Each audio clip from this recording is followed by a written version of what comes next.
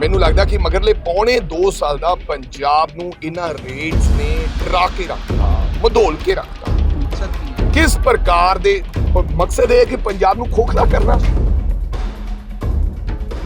ਮੈਨੂੰ ਲੱਗਦਾ ਹੈ ਕਿ ਇਹ ਬੀਜੇਪੀ ਨੇ ਆਪਦਾ ਇੱਕ ਮਕਸਦ ਕਰ ਲਿਆ ਕਾਬੂ ਕਿ ਜੇ ਪੰਜਾਬੀ ਡਰਦੇ ਨਹੀਂ ਹੈ ਤਾਂ ਉਹਨਾਂ ਦਾ ਹੱਲ ਇਹੀ ਹੈ ਕਿ ਇਸ ਤਰੀਕੇ ਨਾਲ ਉਹਨਾਂ ਨੂੰ ਡਰਾਇਆ ਜਾਵੇ।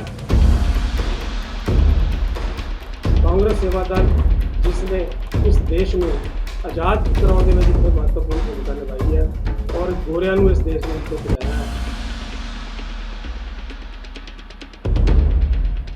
ਖਬਰ ਲੈਣੇ ਕਪੂਰਥਲਾ ਤੋਂ, ਜਿੱਥੇ ਦੇਸ਼ ਭਰ ਵਿੱਚ ਕਾਂਗਰਸ ਸੇਵਾ ਦਲ ਦਾ 100ਵਾਂ ਸਥਾਪਨਾ ਸਾਲ ਮਨਾਇਆ ਜਾ ਰਿਹਾ ਹੈ। ਪੰਜਾਬ ਦੇ ਕਪੂਰਥਲਾ ਜ਼ਿਲ੍ਹੇ ਵਿੱਚ ਪੰਜਾਬ ਪ੍ਰਦੇਸ਼ ਸੇਵਾ ਦਲ ਦੇ ਪ੍ਰਧਾਨ ਸੁਭਾਸ਼ ਭਾਰਗਵ ਵੱਲੋਂ ਇੱਕ ਕਾਨਫਰੰਸ ਕੀਤੀ ਗਈ ਹੈ।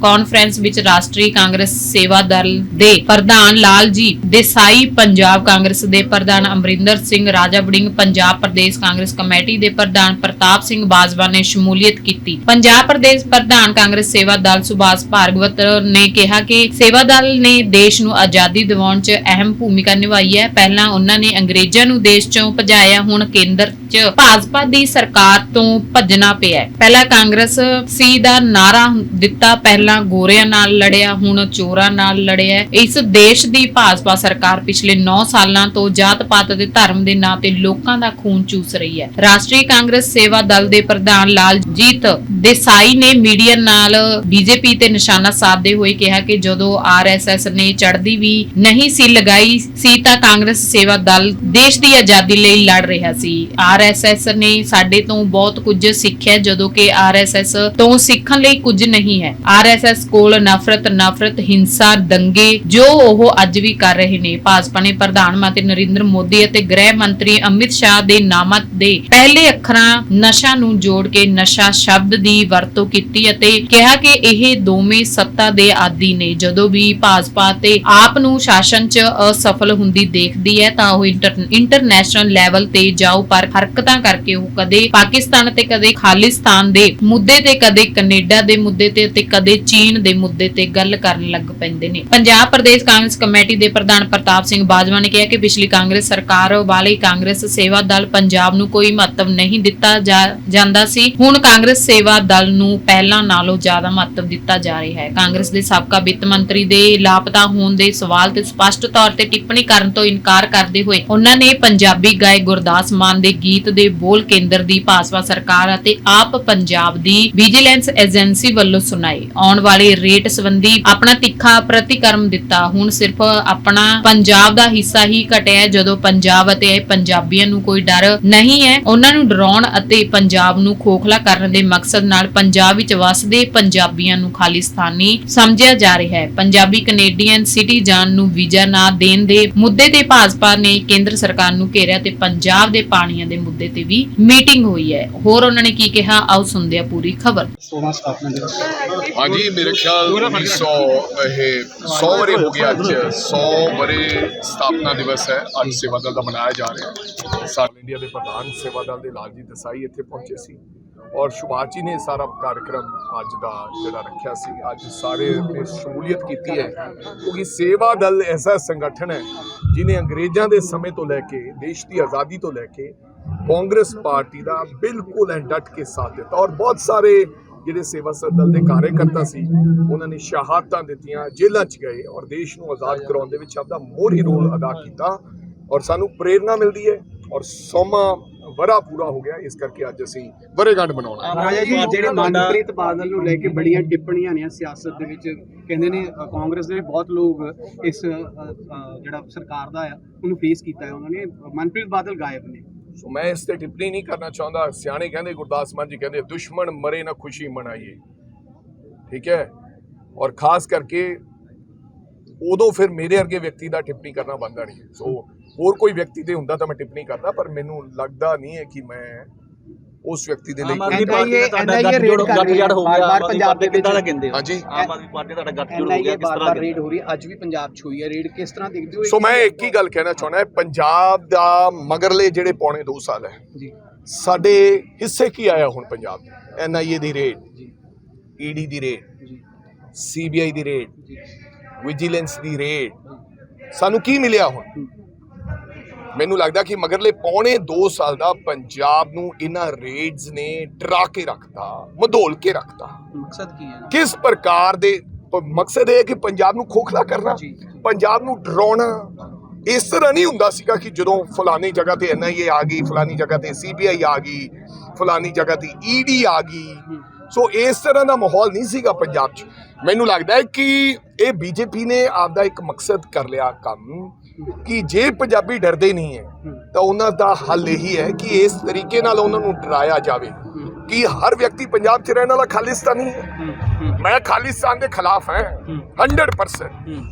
ਮੈਂ ਸਭ ਤੋਂ ਪਹਿਲਾਂ ਲੜਦਾ ਹਿੰਦੁਸਤਾਨ, ਅਸੀਂ ਤਿਰੰਗੇ ਦੀ ਗੱਲ ਕਰਦੇ ਹਾਂ, ਲੇਕਿਨ ਹਰ ਵਿਅਕਤੀ ਨੂੰ, ਤੁਸੀਂ ਹੁਣ ਕੈਨੇਡਾ 'ਚ ਰਹਿੰਦੇ ਲੋਕ ਜਿਹੜੇ ਸਾਡੇ ਪੰਜਾਬੀ ਭਰਾ ਨੇ ਜਿਨ੍ਹਾਂ ਨੇ ਇੱਥੇ ਆਉਣਾ ਹੈ, ਉਹ 90% ਜਿਹੜੇ ਸਿੱਖ ਲੋਕ ਜਾਂ ਪੰਜਾਬ ਦੇ ਲੋਕ ਨੇ, ਹਿੰਦੂ ਪੰਜਾਬ ਦੇ ਨੇ, ਸਿੱਖ ਨੇ, ਗਰੀਬ ਲੋਕ ਨੇ, ਉਹਨਾਂ ਨੇ ਪੰਜਾਬ ਆਉਣਾ। ਕੀ ਉਹਨਾਂ ਦਾ ਕਸੂਰ ਹੈ ਬਾਈ? ਤੁਹਾਡੀ ਆਪਣੀ ਗੱਲ ਹੈ, ਲੜਾਈ ਲੜੀ ਹੈ, ਉਹ ਦੋਵਾਂ ਦੇਸ਼ਾਂ ਦੇ ਵਿਚਾਲੇ ਤਕਰਾਰ ਹੈ, ਅਸੀਂ ਆਪਣੇ ਦੇਸ਼ ਨਾਲ ਖੜੇ ਹਾਂ, ਲੇਕਿਨ ਤੁਸੀਂ ਜਿਹੜੇ ਤਮਾਮ ਸਿਟੀਜ਼ਨ ਲੋਕ ਆ ਉਹਨਾਂ ਦੇ ਵੀਜ਼ਾਸ ਕੈਂਸਲ ਕਰ ਦਿਓਗੇ ਤੁਸੀਂ ਲੋਕ। ਇਸ ਤਰ੍ਹਾਂ ਦਾ ਡਰ ਭੈ ਦਾ ਜਿਹੜੀ ਰਾਜਨੀਤੀ ਹੈ, ਜਿਹੜੀ BJP ਕਰ ਰਹੀ ਹੈ, ਇਹ ਬਿਲਕੁਲ ਮਾੜੀ ਗੱਲ ਹੈ। ਔਰ ਇਸ ਗੱਲ ਦੇ ਨਾਲ ਪੰਜਾਬ ਨੇ ਕਦੇ ਵੀ ਇਹ ਪੰਜਾਬ ਨੂੰ ਡਰਾ ਕੇ ਆਪਣੇ ਨਾਲ ਲਾਉਣਾ ਚਾਹੁੰਦੇ। ਜਿੱਥੇ BJP ਤੋਂ ਜਿਹੜੀ ਸਟੇਟ ਡਰਦੀ ਨਹੀਂ ਹੈ, ਜਿੱਥੇ BJP ਦੀ ਗੱਲ ਨਹੀਂ ਬਣਦੀ ਹੈ, ਫਿਰ ਉਹਨਾਂ ਨੂੰ ਡਰਾ ਕੇ ਆਪਣੇ ਨਾਲ ਲਾਇਆ ਜਾਂਦਾ। ਸੋ ਪੰਜਾਬੀਆਂ ਨੇ ਕਿਸੇ ਤੋਂ ਡਰਨਾ ਨਹੀਂ ਹੈ। ਸੋ ਇਹ ਅੱਗ ਦੇ ਨਾਲ ਖੇਡਣ ਦਾ ਕੰਮ ਪਹਿਲਾਂ ਵੀ ਏਜੰਸੀਆਂ ਨੇ ਕੀਤਾ ਸੀ, ਲੇਕਿਨ ਪੰਜਾਬ ਨੇ ਕਾਬੂ ਪਾ ਲਿਆ। ਹੁਣ ਦੁਬਾਰਾ ਫਿਰ ਇਹ ਤਰੀਕੇ ਨਾਲ ਆਪਦਾ ਕੰਮ ਚਲਾਉਂਦੇ ਆ NIA ਦੇ ਥਰੂ। ਫਲਾ ਦੇਖੋ ਖਾਲਸਾ ਏਡ ਵਾਲਿਆਂ ਤੇ ਕਾਹਦੀ ਰੇਡ ਮਾਰੀ ਬਈ? ਕਿਉਂ ਮਾਰੀ ਖਾਲਸਾ ਏਡ ਤੇਰੇ? ਰਾਜਾ ਜੀ, 2024 BJP, ਤੁਸੀਂ ਗੱਲ BJP ਦੀ ਕੀਤੀ, ਇੰਡੀਆ ਦੇ ਵਿੱਚ ਆਪ ਦੀ ਮੌਜੂਦਗੀ ਕਿਸ ਤਰ੍ਹਾਂ ਪੰਜਾਬ ਪ੍ਰਧਾਨ ਕਿਸ ਤਰ੍ਹਾਂ? ਇੰਡੀਆ ਅਲਾਈਅੰਸ ਜਿਹੜਾ ਹੈ ਉਹ ਲਾਈਕ ਮਾਈਂਡਡ ਪਾਰਟੀਆਂ ਦਾ ਇੱਕ ਅਲਾਈਅੰਸ ਹੈ ਜਿਹੜੀ ਮੋਦੀ ਦੇ ਖਿਲਾਫ ਲੜਾਈ ਲੜਨੀ ਹੈ, ਜਿਹੜੀ ਡੈਮੋਕ੍ਰੇਸੀ ਨੂੰ ਬਚਾਉਣਾ ਚਾਹੁੰਦੀ ਹੈ, ਜਿਹੜੀ ਸੰਵਿਧਾਨ ਨੂੰ ਬਚਾਉਣਾ ਚਾਹੁੰਦੀ ਹੈ। ਮੀਟਿੰਗ 'ਚ ਪੰਜਾਬ ਦੇ ਪਾਣੀ ਦੀ ਗੱਲ ਹੋਈ ਹੈ ਕੱਲ, ਤੁਸੀਂ ਦੇਖ ਲਓ ਪੰਜਾਬ ਦੇ ਪਾਣੀ ਦੀ ਗੱਲ ਹੋਈ ਹੈ ਅਮਿਤ ਸ਼ਾਹ ਦੀ ਮੀਟਿੰਗ ਦੇ ਵਿੱਚ ਕੱਲ। ਹਰਿਆਣਾ ਦੇ ਮੁੱਖ ਮੰਤਰੀ ਕੀ ਗੱਲ ਹੋਈ? ਹਿਮਾਚਲ ਅਮਿਤ ਸ਼ਾਹ ਨੇ ਕਹਿਤਾ ਵੀ ਪੰਜਾਬ ਦਾ ਪਾਣੀ ਨਹੀਂ ਲੈ ਕੇ ਜਾਵਾਂਗੇ। ਤੁਹਾਨੂੰ ਦੱਸਣਾ ਚਾਹੁੰਦਾ ਕਿ BBM ਬਾਖੜਾ ਬਿਆਸ ਡੈਮ ਦਾ ਜਿਹੜਾ ਇੱਕ ਬੰਦਾ ਬਾਹਰਲਾ ਜਿਹੜਾ ਪੰਜਾਬ ਨਾਲ ਸੰਬੰਧਿਤ ਨਹੀਂ ਹੈ, ਉਹਦਾ ਚੇਅਰਮੈਨ ਲਾ ਦਿੱਤਾ ਗਿਆ ਹੈ, ਮਿਸਟਰ ਤ੍ਰਿਪਾਠੀ। ਜੀ ਅਕਸਰ ਸਾਡੇ ਪੰਜਾਬ ਦਾ ਪਾਣੀ ਅਮਿਤ ਸ਼ਾਹ ਨੇ ਲੈ ਕੇ ਜਾਣਾ ਹੈ। ਜੀ ਜਿਸ ਬੰਦੇ ਨੇ ਦੇਸ਼ ਦੇ ਅੰਦਰ ਪੰਜਾਬ ਨੂੰ, ਅਸੀਂ ਚੰਡੀਗੜ੍ਹ ਸਾਡਾ ਹੈ, ਉੱਥੇ 70 ਵਰ੍ਹਿਆਂ ਤੋਂ ਸਾਡੀ ਲੜਾਈ ਚੱਲਦੀ ਹੈ। ਤੁਸੀਂ ਉੱਥੇ ਜਗ੍ਹਾ ਦੇਤੀ, ਵਿਧਾਨ ਸਭਾ ਦੀ ਜਗ੍ਹਾ ਦੇਤੀ, ਸੈਪਰੇਟ ਜਗ੍ਹਾ ਦੇਤੀ। ਤੁਸੀਂ ਚੰਡੀਗੜ੍ਹ ਯੂਨੀਵਰਸਿਟੀ ਦਾ ਨਾਮ ਬਦਲਣ ਨੂੰ ਫਿਰਦੇ ਹੋ। ਤੁਸੀਂ ਰੋਜ਼ਾਨਾ ਸਾਡੇ ਨਾਲ ਵਿਤਕਰਾ ਕਰਦੇ ਹੋ। ਔਰ ਕੱਲ ਮੈਨੂੰ ਸਮਝ ਨਹੀਂ ਆਈ, ਮਾਨ ਸਾਹਿਬ ਵੀ ਉਸੇ ਮੰਚ ਤੇ ਸੀ ਤੇ ਅਮਿਤ ਸ਼ਾਹ ਵੀ ਉਸੇ ਮੰਚ ਤੇ ਸੀ ਤੇ ਆਦਰਨੀय ਗਵਰਨਰ ਸਾਹਿਬ ਵੀ ਉਸੇ ਮੰਚ ਤੇ ਸੀ। ਜੀ thank you sir, thank you. ਸਥਾਪਨਾ ਦਿਵਸ ਹੈ, ਕਾਂਗਰਸ ਲਈ ਬੜੀ ਵੱਡੀ ਗੱਲ ਹੈ, ਕਿਸ ਤਰ੍ਹਾਂ ਦੇਖਦੇ ਹੋ? ਦੇਖੋ, ਮੈਂ ਸਮਝਦਾ ਕਿ ਇਸ ਮਹਾਨ ਦੇਸ਼ ਆਜ਼ਾਦ ਕਰਵਾਉਣ ਦੇ ਵਿੱਚ ਕਾਂਗਰਸ ਦਾ ਸਾਰਿਆਂ ਨਾਲੋਂ ਵੱਡਾ ਰੋਲ ਸੀ ਤੇ ਉਹਨਾਂ ਦੇ ਹਜ਼ਾਰਾਂ ਦੇ ਲੱਖਾਂ ਦੇ ਇਕੱਠਾਂ ਨੂੰ ਆਰਗੇਨਾਈਜ਼ ਕਰਨ ਦੇ ਵਿੱਚ ਸੇਵਾ ਦਲ ਅਹਿਮ ਭੂਮਿਕਾ ਨਿਭਾਉਂਦਾ ਸੀ। ਸੋ ਇਹ ਸਾਡੀ ਆਰਗੇਨਾਈਜੇਸ਼ਨ ਹੈ। ਆਹਿਸਤਾ ਇਹਨਾਂ ਵੱਲ ਤਵੱਜੋ ਸਰਕਾਰਾਂ ਜਿਹੜੀਆਂ ਸੀ, ਜਦੋਂ ਕਾਂਗਰਸ ਦੀ ਸਰਕਾਰ ਇੱਥੇ ਆਈ ਹੈ ਜਾਂ ਸਰਕਾਰਾਂ ਦੇ ਬਾਅਦ ਵੀ ਜਿਹੜੇ ਸਾਡੇ ਪ੍ਰਧਾਨ ਰਹੇ ਨੇ, ਉਹਨਾਂ ਨੇ ਇਹ ਸਾਡੀਆਂ ਫਰੰਟਲ ਆਰਗੇਨਾਈਜੇਸ਼ਨਸ ਵੱਲ ਥੋੜ੍ਹੀ ਜਿਹੀ ਤਵੱਜੋ ਕਰ ਦਿੱਤੀ। ਮੈਂ ਸਮਝਣਾ ਟਾਈਮ ਫੇਰ ਆ ਗਿਆ। ਦੋਨੋਂ ਹੀ ਅਸੀਂ ਐਜ਼ ਅ CLP ਲੀਡਰ, ਕਿਉਂਕਿ ਮੈਂ 10 ਸਾਲ ਪਹਿਲੇ ਪ੍ਰਦੇਸ਼ ਕਾਂਗਰਸ ਦਾ ਪ੍ਰਧਾਨ 2013 ਤੋਂ 16 ਤੱਕ ਰਿਹਾ। ਹੁਣ ਰਾਜਾ ਵੜਿੰਗੀ ਅਸੀਂ ਇਹ ਮਨ ਬਣਾਇਆ ਕਿ ਭਾਵੇਂ ਮਹਿਲਾ ਕਾਂਗਰਸ ਹੋਏ, ਭਾਵੇਂ ਸੇਵਾ ਦਲ ਹੋਏ, ਭਾਵੇਂ NSU ਹੋਈ, ਯੂਥ ਕਾਂਗਰਸ ਹੋਈ, ਭਾਵੇਂ ਇੰਟਕ ਹੋਏ, ਸਰ ਇਹ ਫਰੰਟਲ ਆਰਗੇਨਾਈਜੇਸ਼ਨਸ ਨੂੰ ਸਾਰਿਆਂ ਨੂੰ ਪਹਿਲੇ ਤੇ ਵਰਕਰਸ ਨੂੰ ਇੱਜ਼ਤ ਦੇਣੀ, ਉਹਨਾਂ ਨੂੰ ਸਨਮਾਨ ਦੇਣਾ। ਸਾਰਿਆਂ ਨੂੰ ਪਹਿਲੇ ਤੇ ਹਰ ਵਿਅਕਤੀ ਜਿਹੜਾ ਆਪਣੀ ਇੱਜ਼ਤ ਤੇ ਸਨਮਾਨ ਚਾਹੁੰਦਾ, ਉਹਨਾਂ ਨੂੰ ਸਨਮਾਨ ਦੇਣਾ, ਆਰਗੇਨਾਈਜੇਸ਼ਨ ਨੂੰ ਬਿਲਡ ਕਰਨਾ। ਸੋ ਇਹਨਾਂ ਬਿਲਕੁਲ ਰਾਜਨ ਰੋਕ ਲਿਓ, ਰਾਜ ਇੱਧਰ ਹੀ ਆ ਜਾਂਦੇ ਜੀ। ਕਾਂਗਰਸ ਸੇਵਾ ਦਲ ਦਾ 100ਵਾਂ ਸਥਾਪਨਾ ਵਰਸ਼ ਜੋ ਕਿ ਪੂਰੇ ਦੇਸ਼ ਵਿੱਚ ਬੜੇ ਹਰਸ਼ ਔਰ ਉਲਾਸ ਦੇ ਨਾਲ ਮਨਾਇਆ ਜਾ ਰਿਹਾ ਹੈ, ਉਸੇ ਲੜੀ ਦੇ ਤਹਿਤ ਅੱਜ ਪੰਜਾਬ ਦੇ ਵਿੱਚ ਤਕਰੀਬਨ ਅੱਜ ਤੋਂ ਡੇਢ ਮਹੀਨਾ ਪਹਿਲਾਂ ਅੱਜ ਦੀ ਤਰੀਕ 27 ਤਰੀਕ ਕੀਤੀ ਗਈ ਸੀ। 27 ਤਰੀਕ ਦੇ ਪਿੱਛੇ ਕਾਰਨ ਸੀ ਸ਼ਹੀਦ ਆਜ਼ਮ ਸਰਦਾਰ ਭਗਤ ਸਿੰਘ ਜੀ ਦਾ ਜਨਮ ਦਿਨ, ਕਿ ਉਸ ਦਿਨ ਨੂੰ ਅਸੀਂ ਚੁਣਿਆ ਔਰ ਫਿਰ ਉਸ ਤੋਂ ਬਾਅਦ ਅਸੀਂ ਆਪਣੇ ਸਾਡੇ ਜਿਹੜੇ ਰਾਸ਼ਟਰੀ ਅਧਿਕਸ਼ ਸਾਡੇ ਵਿੱਚ ਵਿਰਾਜਮਾਨ ਨੇ ਸ਼੍ਰੀ ਲਾਲਜੀ ਦੇਸਾਈ ਜੀ, ਸਾਡੇ ਪੰਜਾਬ ਪ੍ਰਦੇਸ਼ ਮਾਮਲੇ ਦੇ ਪ੍ਰਭਾਰੀ ਕਾਂਗਰਸ ਸੇਵਾ ਦਲ ਦੇ ਸ਼੍ਰੀ ਵਿਸ਼ਨੂੰ ਸ਼ਰਮਾ ਜੀ, ਉਹਨਾਂ ਦੀ ਰਹਿਨੁਮਾਈ ਵਿੱਚ ਉਹਨਾਂ ਦਾ ਵਿਚਾਰ ਚਰਚਾ ਕਰਨ ਤੋਂ ਬਾਅਦ ਅਸੀਂ ਅੱਜ ਦਾ ਦਿਨ ਚੁਣਿਆ ਔਰ ਪਿਛਲੇ 1.5 ਮਹੀਨੇ ਤੋਂ ਇਸ ਕਾਰਜਕ੍ਰਮ ਦੀ ਤਿਆਰੀ ਚੱਲ ਰਹੀ ਸੀ। 100 ਵਰਸ਼ ਕਾਂਗਰਸ ਸੇਵਾ ਦਲ ਦੇ ਪੂਰਨ ਹੋਏ ਆ। ਕਾਂਗਰਸ ਸੇਵਾ ਦਲ ਜਿਸ ਨੇ ਇਸ ਦੇਸ਼ ਨੂੰ ਆਜ਼ਾਦ ਕਰਾਉਣ ਦੇ ਵਿੱਚ ਇੱਥੇ ਮਹੱਤਵਪੂਰਨ ਭੂਮਿਕਾ ਨਿਭਾਈ ਹੈ ਔਰ ਗੋਰਿਆਂ ਨੂੰ ਇਸ ਦੇਸ਼ ਦੇ ਵਿੱਚੋਂ ਭਜਾਇਆ ਹੈ। ਇਸੇ ਲਈ ਕਾਂਗਰਸ ਸੇਵਾ ਦਲ ਨੇ ਨਾਰਾ ਦਿੱਤਾ ਕਿ ਪਹਿਲੇ ਲੜੇ ਥੇ ਗੋरों से अब लड़ेंगे चोरों से।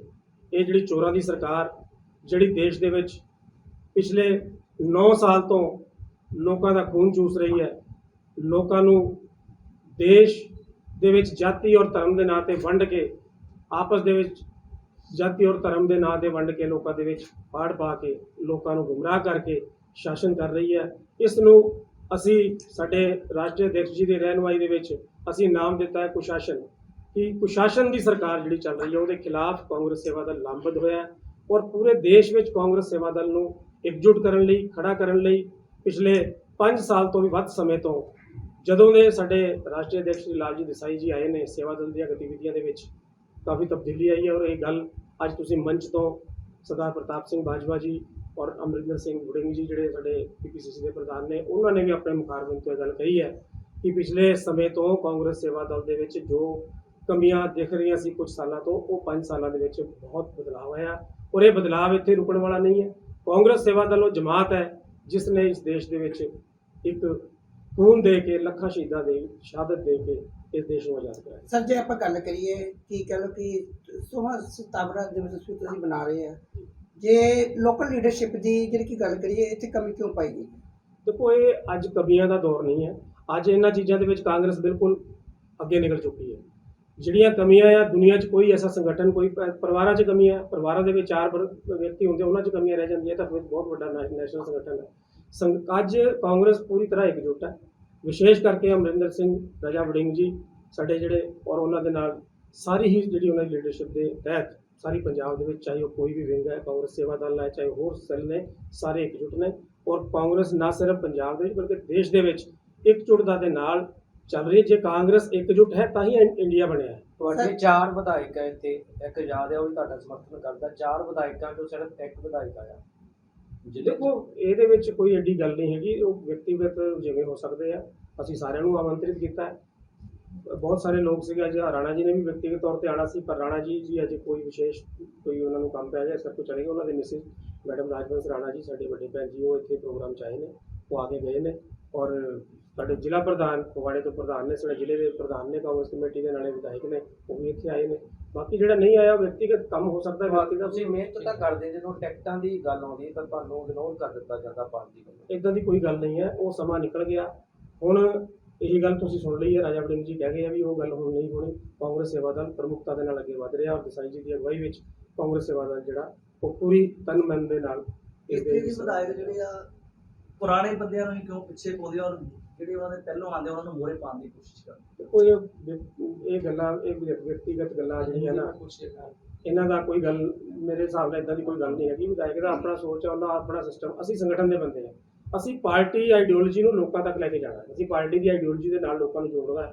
ਦੇਸ਼ ਦੇ ਵਿੱਚ ਕੀ ਹੋ ਰਿਹਾ ਉਹ ਲੋਕਾਂ ਨੂੰ ਦੱਸਣਾ ਔਰ ਉਹਨਾਂ ਦੀ ਸੋਚ ਲੋਕ ਸਭਾ ਚੋਣਾਂ ਇੰਡੀਆ ਅਲਾਈਅੰਸ ਜਿਹੜਾ ਹੋਇਆ ਉਹਨੂੰ ਕਿਸ ਤਰ੍ਹਾਂ ਦੇਖਦੇ ਹੋ?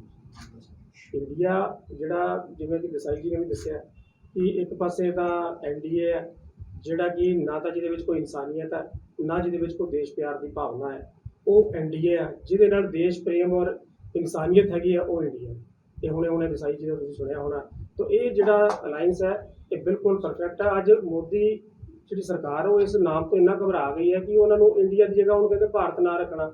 ਭਾਰਤ ਦਾ ਜਿਹੜਾ ਪਹਿਲਾਂ ਹੀ ਭਾਰਤ ਹੈ ਉਹਦਾ ਤੁਸੀਂ ਨਾਂ ਕੀ ਰੱਖੋਗੇ? ਤੁਹਾਡਾ ਅਲਾਈਅੰਸ ਟੁੱਟਣ ਦਾ ਨਜ਼ਰ ਆ ਰਿਹਾ। ਕੱਲ ਵੀ ਸਾਊਥ ਚੋਂ ਇੱਕ ਪਾਰਟੀ ਨੇ ਵਾਪਸ ਅਲਾਈਅੰਸ ਤੋਂ ਹੋਣ ਦਾ ਫੈਸਲਾ ਕੀਤਾ। ਦੇਖੋ ਇੱਕ ਦੀ ਕੋਈ ਵਿਅਕਤੀ ਵਿਸ਼ੇਸ਼ ਦੀ ਸੋਚ ਹੋਵੇ, ਸੰਗਠਨ ਜਿਹੜਾ ਅਲਾਈਅੰਸ ਹੈ ਪੂਰੀ ਤਰ੍ਹਾਂ ਨਾਲ ਇਕਜੁੱਟ ਹੈ ਔਰ ਪੂਰੀ ਇਕਜੁੱਟਤਾ ਦੇ ਨਾਲ ਇਹ ਇਲੈਕਸ਼ਨ ਲੜ ਕੇ ਦੇਸ਼ ਦੇ ਵਿੱਚ ਇਹਨਾਂ ਨੂੰ ਤੁਸੀਂ ਪੰਜਾਬ ਦੇ ਪ੍ਰਧਾਨ ਹੋ, ਕੋਈ ਸੀਟਾਂ ਦੀ ਮੰਗ ਕੀਤੀ? 13 ਸੀਟਾਂ ਹੁਣ ਇਲੈਕਸ਼ਨ ਹੋਣੀ ਲੋਕ ਸਭਾ ਦੀ, ਕੋਈ ਇਹ ਹਾਈਕਮਾਂਡ ਦਾ ਮੁੱਦਾ ਆ ਜੋ ਸਾਡਾ ਅਸੀਂ ਸਮੇਂ ਪਹਿਲੇ ਕਹਿ ਚੁੱਕਾ। ਨਹੀਂ ਪਰ ਤੁਸੀਂ ਕੋਈ ਮੰਗ ਤਾਂ ਰੱਖੀ ਹੋਊਗੇ ਨਾ? ਦੇਖੋ ਇਹਦੇ ਵਾਸਤੇ ਕੋਈ ਮੀਟਿੰਗ ਸੀਟਾਂ ਮੰਗੀਆਂ ਵੀ ਇੰਨੀਆਂ ਸੀਟਾਂ ਸੇਵਾਦਾਰ ਨੂੰ ਬਿਲਕੁਲ ਸਾਡੀਆਂ ਇਹਦੇ ਬਾਰੇ ਸਾਡੀ ਜਿਹੜੀ ਆ ਪ੍ਰਧਾਨ ਜੀ ਨਾਲ ਸਾਡੇ ਸਾਰਿਆਂ ਨਾਲ ਗੱਲ ਹੋ ਚੁੱਕੀ। ਅਸੀਂ ਦੇਸਾਈ ਸਾਹਿਬ ਦੇ ਨਾਲ ਡਿਸਕਸ ਕਰ ਚੁੱਕੇ ਹਾਂ ਅਗਲੀ ਗੱਲ ਤੁਹਾਡੇ ਨਾਲ ਸਾਂਝੀ ਸਾਹਿਬ ਕਰਨੀ ਕੋਈ ਹੈ। ਅੰਕੜਾ ਦਿੱਤਾ ਪਾਰਟੀ ਨੂੰ ਇੰਨੀਆਂ ਬਿਲਕੁਲ ਉਹ ਸਾਡੀ ਦੇਖੋ ਜਦੋਂ ਅਲਾਈਅੰਸ ਹੁੰਦਾ ਹੈ ਨਾ, ਅਲਾਈਅੰਸ ਦੇ ਵਿੱਚ ਬਹੁਤ ਸਾਰੀਆਂ ਚੀਜ਼ਾਂ ਹੁੰਦੀਆਂ ਜਿਹੜੀਆਂ ਅੰਦਰ ਬੈਠ ਨਹੀਂ ਕੇ ਨਹੀਂ ਤੁਹਾਡੀਆਂ ਮੈਂ ਸੇਵਾ ਦਲ ਦੀ ਕਰ ਰਿਹਾ ਕਿ ਸੇਵਾ ਦਲ ਪਾਰਟੀ ਜੋ ਕੋਈ ਸੀਟਾਂ ਸੇਵਾ ਦਲ ਮੰਗਦਾ ਪਿਆ ਬਿਲਕੁਲ ਸੇਵਾ ਤੇਰਾਂ ਦਲ ਨੂੰ ਕੋਈ ਐਸੀ ਗੱਲ ਨਹੀਂ ਹੈ। ਸੇਵਾ ਦਲ ਦੇ ਜਿਹੜਾ ਵੀ ਬੰਦਾ ਕਾਬਿਲ ਹੋਊਗਾ ਉਹਨੂੰ ਟਿਕਟ ਮਿਲੇਗੀ। ਸੇਵਾ ਦਾ ਇਹਨਾਂ ਦੇ ਸੇਵਾ ਦਾ ਦਲ ਹੀ ਜਿਹਦਾ ਨਾਮ ਰੱਖਦੇ ਸੇਵਾ। ਤੁਸੀਂ ਹੁਣੇ ਵੜਿੰਗ ਸਾਹਿਬ ਨੂੰ ਸੁਣਿਆ, ਉਹਨਾਂ ਨੇ ਕੀ ਕਿਹਾ, ਬਾਜਵਾ ਜੀ ਨੇ ਕੀ ਕਿਹਾ ਕਿ ਸੇਵਾ ਦਲ ਹੁਣ ਉਹ ਗੱਲ ਨਹੀਂ ਹੈ। ਹੁਣ ਦੇਸ਼ ਦੇ ਕਿ ਵਿੱਚ ਸੇਵਾ ਦਲ ਨੂੰ ਅਣਦੇਖਿਆ ਕਰ ਕੀਤਾ सेवा जाता है। दल जो है, हम सेवा दल ही है और हमें उस पर गर्व है। और सेवा का मतलब इस देश की सेवा और देश की जनता की सेवा। देश में आज़ादी के जंग में कई लोग जो कुर्बान हुए वो देश सेवा के लिए। देश आज़ाद हुआ, गोरों ने पूरा शोषण करके देश को बर्बाद करके गए थे। देश में शिक्षा की स्कूलें शुरू करना, हेल्थ के कैंप शुरू करना, देश में जहाँ कहीं फ्लड आता है या अर्थक्वेक होता है तो वहाँ जनता की सेवा के लिए पहुँचना। तो सेवा दल है, उस देश की जनता की सेवा का दल है। और हम राजनीतिक दल हैं, हम संघियों की तरह चोरी छुपे नहीं बोलते हैं। जैसे आरएसएस बोलेगा कि हम तो कल्चरल ऑर्गेनाइजेशन हैं, हम पॉलिटिकल ऑर्गेनाइजेशन नहीं है। हम तो खुल के बोलते हैं कि we are a wing of the political party. हम एक राजनीतिक पार्टी के एक फ्रंटल ऑर्गेनाइजेशन है, खुल के राजनीति करते हैं पर जन सेवा और राष्ट्र निर्माण के माध्यम से करते हैं। कई लोग ये भी कहते हैं कि ਜਿਹੜਾ सेवा दल है जो वो कांग्रेस का जो सेवा दल है वो आरएसएस की एक आइडियोलॉजी पर काम करता है, इसमें क्या चाहिए? ये मुझे लगता है पत्रकार माध्यमों से कहना चाहूँगा, आरएसएस ने जब चड्डी पहनना शुरू नहीं किया था तब सेवा दल इस देश की आज़ादी का जंग लड़ रहा था। आरएसएस जब चड्डी पहनना नहीं सीखा था तब हमने बनारस में भारत माता का मंदिर बना दिया था। आरएसएस के लोग जब देश में कहीं निकलना उनकी हैसियत और हिम्मत नहीं थी तब पूरे के पूरे, कभी आप देखेंगे कि गोरों ने आरएसएस पर बैन नहीं लगाया है। अगर हिस्ट्री देखेंगे आज़ादी के जंग में आरएसएस पर कोई बैन नहीं लगा। सेवा दल को गोरों की सरकार ने प्रतिबंधित संगठन डिक्लेयर किया था क्योंकि हम आज़ादी की जंग में हम लड़ने वाले थे। कुर्बानी का एक तरफ इतिहास है, गद्दारी का एक तरफ इतिहास है। तो आरएसएस ने हमसे बहुत कुछ सीखा है और हम ये मानते हैं कि आरएसएस से कोई चीज़ सीखने लायक नहीं है। जहां घृणा, नफरत, हिंसा, दंगा, अब उनसे क्या सीखे हम लोग? वो तो वही काम कर रहे हैं। हम लोग कहते हैं कि वो दंगों के दंगाई हैं, हम शांति के सिपाही हैं। अगर तुम डंडों से तोड़ोगे तो हम झंडे से जोड़ेंगे। तो वो तोड़ने वाले हैं, हम जोड़ने वाले हैं। वो दंगे करते हैं और लोगों के बसे बसाए आसियाने जलाते हैं और हम जाके उस आसियानों को दोबारा खड़ा करने का काम करते हैं। हमें उनसे सीखना नहीं है। इनफैक्ट हम ये कहते हैं कि हम संघियों को ये कहना चाहते हैं कि आओ तुमको भी थोड़ी मानवता का पाठ बढ़ाए। तुम्हारे दिमाग में जो जहर और हिंसा भरी हुई है, आओ थोड़ा उसको निकाले और मोहब्बत की दुकान खोले इस नफरत के बाजार। जो भारत और कनाडा का इशू चल रहा है उसमें पंजाब में ईडी की रेड हो रही है लगातार, और एजेंसियों की रेड हो रही है और सिखों को टारगेट दिया जा रहा है, चाहे वो नेशनल मीडिया की बात की जाए चाहे इंटेलिजेंस की बात की जाए। देखिए, मुझे लगता है हमारे देश के प्रधानमंत्री और हमारे देश के जो ब्यूरोक्रेट्स हैं ना, वो इश्यूज़ को जब लगे कि भाजपा शासन में विफल दिख रहा है, जब उनको लगे कि देश अब राशन और शासन की बात कर रहा है, तो कुछ ऐसी उनकी इंटरनेशनल हरकतें होती है, कभी पाकिस्तान के मुद्दे पर, कभी खालिस्तान के मुद्दे पर, कभी कनाडा के मुद्दे पर, तो कभी चाइना के मुद्दे पर, कभी म्यांमार के मुद्दे पर। ये नरेंद्र मोदी और अमित शाह जैसे सत्ता का ये नशा है। नरेंद्र का न है और शाह का शाह है, नशा है ये सत्ता का नशा है। इस सत्ता का नशा बार बार जब लगे कि कमली सत्ता गिरती है, जब लगे कमली सत्ता गिरती है, तब इस देश के लोगों की जिंदगी खतरे में पड़ती है। ਕਪੂਰਥਲਾ ਤੋਂ ਨਰੇਸ਼ ਖੋਸਲਾ ਦੀ ਰਿਪੋर्ट। ਫ੍ਰੀ ਲੀਫ ਆਯੁਰਵੈਦਿਕ ਆਇਲ 125 ਬਿਮਾਰੀਆਂ ਦਾ ਸੰਪੂਰਨ ਇਲਾਜ, ਜਿਵੇਂ ਗਠੀਆ, ਸਰਵਾਈਕਲ, ਮਾਈਗ੍ਰੇਨ ਅਤੇ ਸਰੀਰ ਵਿੱਚ ਕਿਸੇ ਵੀ ਕਿਸਮ ਦੀ ਦਰਦ ਕਿਉਂ ਨਾ ਹੁੰਦੀ ਹੋਵੇ, ਇੱਥੋਂ ਤੱਕ ਕਿ ਬਲੌਕੇਜ ਦੇ ਨਾਲ ਬਣੀਆਂ ਕਈ ਬਿਮਾਰੀਆਂ ਦਾ ਇੱਕੋ ਇੱਕ ਇਲਾਜ ਹੈ ਫ੍ਰੀ ਰਿਲੀਫ ਆਯੁਰਵੈਦਿਕ ਆਇਲ, ਯਾਨੀ ਕਿ 125 ਬਿਮਾਰੀਆਂ ਦਾ ਸੰਪੂਰਨ इलाज।